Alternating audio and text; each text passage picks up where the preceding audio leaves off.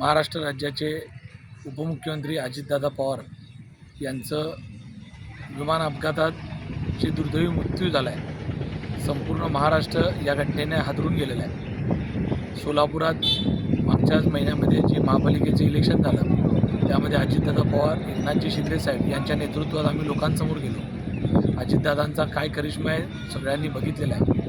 अतिशय ताकदीचं नेतृत्व म्हणून महाराष्ट्रामध्ये अजितदादांनी त्यांच्या कार्यात काम केलेलं आहे। आज संपूर्ण महाराष्ट्र प्रचंड मोठ्या प्रमाणात हळहळला आहे। एक महाराष्ट्राचं धुरंधर नेतृत्व या महाराष्ट्राने गमावलं आहे अशी भावना संपूर्ण महाराष्ट्रातल्या जनतेची आहे।